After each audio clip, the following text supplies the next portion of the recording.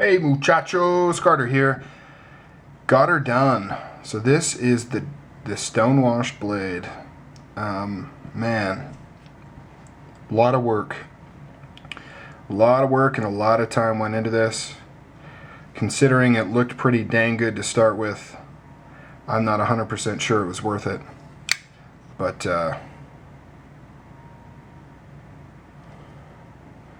here it is. Stonewash blade. Logos are gone. It's got a pretty, well, it's got a very, very sharp edge on it. As far as its show quality, it's not the best. As you can see, it's kind of, the polishing is a little uneven, but it is razor sharp. Whew. Man, that sucker is very sharp. Just dropped it. So yeah, overall, I really like it. I definitely like the looks of it better. The TI kind of has, you know, it has another dimension to the look, you know what I mean? And it kind of ties in with the blade a little bit more now than before. But it's still, it doesn't, I mean, it's still, from far away it looks bead blasted. But then the light will catch it and you'll see where the stonewashing has taken place. And it looks good. It'll hide scratches really well. I think the blade, the stonewashing looks a million times better. The original stonewashing is very, very light. You can hardly even see it.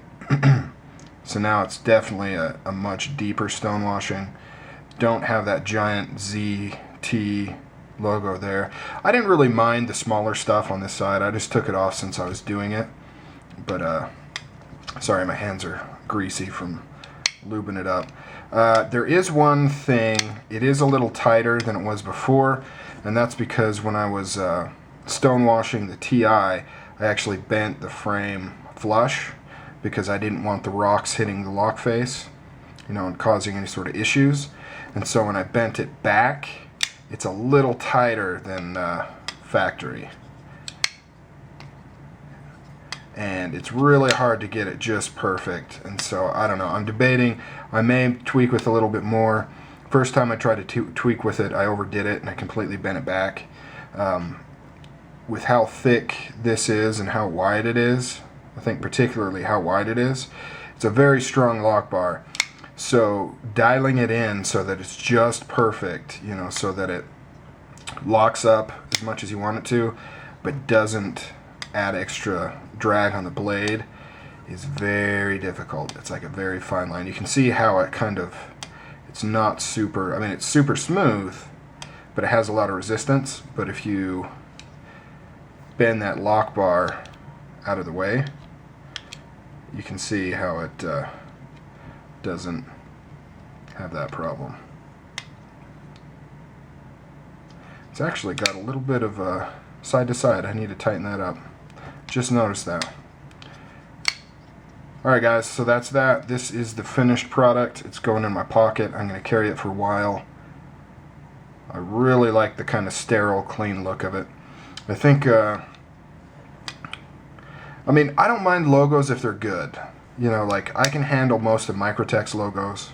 In fact, I like most of Microtek's logos. Some of them, I don't. But, you know, like the Eagle Claw, I like that. It's a little cheesy, but I like kind of cheesy, gaudy stuff sometimes, if it's done a certain way. But something about this logo is just so corporate, you know, and so big business, suit and tie designed looking, that it put me off. One of the things I like about Striders is just how subdued their labeling and their logo is. You know, it's just stamped in there. You actually have to look to see it. They let the design of their knife say, this is a Strider. And, you know, I don't really, this is kind of turning into a rant, sorry. I don't really understand the point of stamping a giant logo piece on your blade.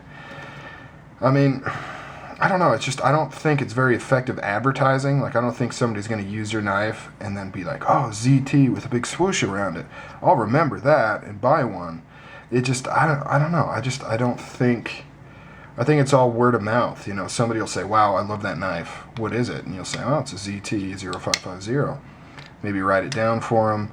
I doubt that logo is going to like burn into their memory and they're going to go home and somehow use that to track it down and purchase it when they otherwise wouldn't have. But anyways, that's just a rant on logos and why I kind of took it off.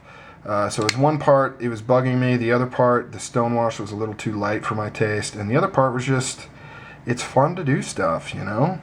I mean, it's fun to mess around with stuff and do a little experimenting and try to improve things and customize them. And, you know, this turned out quite well. I rather like it. Now the only logo is on the pocket clip, and it's nice and subdued. It's just stamped in there. You can see it if you're looking for it, but otherwise it doesn't slap you over the face with it. So yeah, very nice. I love that natural G10 too against the titanium and the Stonewash. Really nice. Love this knife, by the way. If there's one production knife, even though technically CRKs and Striders and such are technically production knives, they're not customs, but you know, most people, when they think production, they think, you know, the big names. This has got to be my favorite production knife out there by far. I've had a lot of different ZTs, and this is my very favorite ZT that they've done. I absolutely love it. It's really nice. Alright guys, later. Okay guys, who saw this coming? I'm a little bit of a perfectionist. Well, that's the nice way to say it. The mean way to say it is OCD. So perfectly centered, just about. Basically perfectly centered. I adjusted the lock bar, lighten the tension just enough. Like I said, it's a delicate dance. Completely rock solid up and down. Completely rock solid left and right, left and right. Tighten this pivot just perfect. You got to do it just a little bit at a time. And it is super smooth, easy to open, rock solid, excellent detent. I mean, this thing, when you get it dialed in just right, it is a beast. I love this freaking knife. And now that I got some of these annoying logos off of there, I love it even more. Alright guys, out for real this time.